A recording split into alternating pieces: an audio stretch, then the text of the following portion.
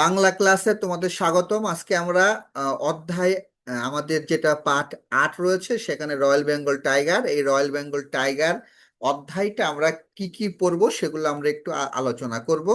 সবাই মনোযোগ দিয়ে আমার কথাগুলো শুনতে হবে। এই যে ছবি যেটা দেখতে পাচ্ছি, এটাই মূলত আমাদের রয়্যাল বেঙ্গল টাইগার। এখন আমরা দেখব এখানে কি কি তথ্য আমাদের দেওয়া আছে, সেটা আমাদের জানতে হবে। রয়্যাল বেঙ্গল টাইগারকে আমাদের বলা হয় জাতীয় পশু। তার মানে বাংলাদেশের জাতীয় পশুর নাম কি? Royal Bengal tiger. এদেশের মানুষের কাছে এটি বাঘ নামে পরিচিত। বাঘ দেখতে যেমন সুন্দর, তেমন ভয়ঙ্কর এর আচরণ। তার মানে বাঘ হচ্ছে দেখতে সুন্দর, কিন্তু তার আচরণটা ভয়ঙ্কর। বাংলাদেশের সুন্দরবনে এই প্রাণী দেখা যায়। তাহলে রয়্যাল বেঙ্গল টাইগার কোথায় দেখা যায়? ডেফিনেটলি উত্তর হবে হচ্ছে সুন্দরবনে। কোথায় দেখা যায়? সুন্দরবনে। পৃথিবীতে অনেক প্রজাতির বাঘ রয়েছে। সবচেয়ে রাজস্বিক যেটা, সেটাই হচ্ছে রয়্যাল বেঙ্গল টাইগার। তাহলে অনেক প্রজাতির বাঘের মধ্যে রয়্যাল বেঙ্গল টাইগার হচ্ছে রাজস্বিক একটা বাঘ।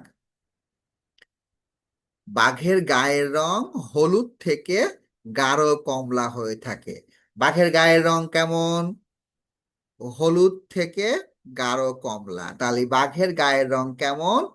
হলুদ থেকে গাঢ় কমলা। এর গায়ে কালো রঙের ডোরা কাটা দাগ আছে। কি দাগ আছে?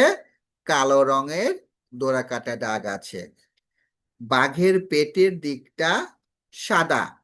একটা বাঘের দৈর্ঘ্য 220 সেন্টিমিটার পর্যন্ত হয়ে থাকে। অর্থাৎ একটা বাঘের দৈর্ঘ্য হচ্ছে 220 সেন্টিমিটার। আর তার লেজ হচ্ছে 60 থেকে 110 সেন্টিমিটার। অর্থাৎ এই যে বাঘের যে এই যে লেজ আমরা এখানে দেখছি, এই যে লেজ, এই লেজটার দৈর্ঘ্য হচ্ছে আমাদের কত? 60 থেকে 110 সেন্টিমিটারের মধ্যে।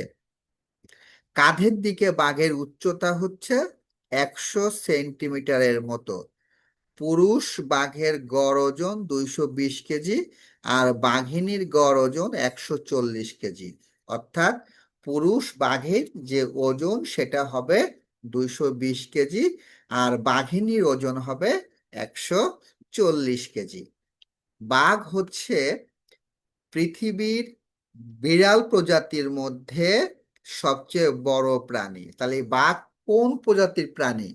উত্তর বিড়াল প্রজাতির। এটা মনে রাখতে হবে। তাই বিড়ালকে বলা হয় বাঘের মাসি। বিড়ালকে বাঘের মাসি কেন বলা হয়? কারণ বাঘ হচ্ছে বিড়াল প্রজাতির সবচেয়ে বড় প্রাণী। ঠিক সেই কারণে কি বলা হয়? বিড়ালকে বাঘের মাসি বলা হয়। বাঘ খুব দক্ষতার সঙ্গে শিকার ধরতে পারে। এদের দৃষ্টি, শ্রবণ এবং ঘ্রাণ শক্তি প্রখর হয়। তাহলে বাঘের দৃষ্টি, ঘ্রাণ খুবই প্রখর হয়। বাঘের আছে শক্তিশালী থাবা। বাঘের আছে শক্তিশালী থাবা। থাবার নিচের অংশ নরম এবং পুরু। থাবা মানে এই যে, এটাকে বলা হয় থাবা, একটা থাবা। তাই চলার সময় কোনো শব্দ হয় না। অর্থাৎ পায়ের যেটা পাতা, ও যখন চলাচল করে তা তখন এটা নরম বলে কোনো শব্দ হয় না। শিকার ধরার সময় থাবা থেকে নখর বেরিয়ে আসে। খাবার চিবানোর জন্য এদের রয়েছে তীক্ষ্ণ ও ধারালো দাঁত আর মজবুত চোয়াল। একটা বাঘ সাধারণত প্রতিদিন 7 থেকে 8 কেজি খাবার খায়। কতটুকু খাবার খায়? 7 থেকে 8 কেজি। হরিণ, শূকর এবং বানরের মাংস বাঘের প্রধান খাদ্য। তাহলে এই বাঘের প্রধান খাদ্যগুলো কি কি? আমরা উত্তরে বলবো হরিণ, শূকর এবং বানরের মাংস। বাঘ খুব ভালো সাঁতার কাটতে পারে। বাঘ কি পারে? ভালো সাঁতার কাটতে পারে। বলা হয়ে থাকে সে নদী বা খাল পার হওয়ার সময়ে ঠিক সোজাসুজি এগিয়ে যায়। যদি স্রোতের কারণে কিছু দূর সরে যায়, তবে আবার ঠিক আগের জায়গায় ফিরে আসে। তাহলে বাঘ হচ্ছে সোজাসুজি সাঁতার কাটতে পারে, যদি স্রোতের কারণে একটু বেঁকিয়ে গেলেও সে ঠিক আগের জায়গায় ফিরে আসতে পারে। বাঘ বাঁচে হচ্ছে 30 থেকে 35 বছর। একটা বাঘিনী বছরে 3 থেকে 4টা বাচ্চা দেয়, এবং বাচ্চারা 1 বছর তার মায়ের সঙ্গে থাকে। একটা পুরুষ বাঘ বনের একটা নির্দিষ্ট অংশ জুড়ে রাজত্ব করে, সেই রাজত্বে অন্য কোনো পুরুষ বাঘকে ঢুকতে দেয় না। পরিবেশের ভারসাম্য রক্ষায় বাঘের ভূমিকা আছে, পরিবেশের ভারসাম্য রক্ষায় বাঘের অবশ্যই ভূমিকা আছে, এটা একটা ইম্পর্টেন্ট একটা প্রশ্ন। যেমন বাঘের কারণে মানুষ সুন্দরবনে ঢুকতে এবং বনের গাছ কাটতে ভয় পায়। অর্থাৎ যদি বনে বাঘ না থাকতো, মানুষজন করতো কি? বনে ঢুকতো, গাছ কাটতো, বাজারে বিক্রি করত, বন ধ্বংস হতো। আমরা ইংরেজির সুন্দরবন অধ্যায়ে পড়েছি বন না থাকলে আমাদের কত ক্ষতি হতে পারে। তবে প্রাকৃতিক দুর্যোগ দেখা দিলে বাঘের জীবন বিপন্ন হয়। তাছাড়া কিছু লোক চামড়া এবং অন্যান্য পতঙ্গের লোভে বাঘ হচ্ছে মেরে ফেলে। তাই সুন্দরবনে দিন দিন বাঘের সংখ্যা কমছে। কেন সুন্দরবনে বাঘের সংখ্যা কমছে? প্রাকৃতিক দুর্যোগের কারণে বাঘের সংখ্যা কমে যায়, চামড়া এবং অন্যান্য পতঙ্গের লোভে মানুষ বাঘকে মেরে ফেলে, এই কারণে সুন্দরবনে বাঘের সংখ্যা কমছে। রয়্যাল বেঙ্গল টাইগার বাংলাদেশের অমূল্য সম্পদ। পৃথিবীতে বাংলাদেশের পরিচিত গৌরব বাড়িয়েছে এই প্রাণী। আমাদের দায়িত্ব সুন্দরবনকে রক্ষা করা, না হলে বাঘ বাংলাদেশ থেকে চিরতরে হারিয়ে যাবে।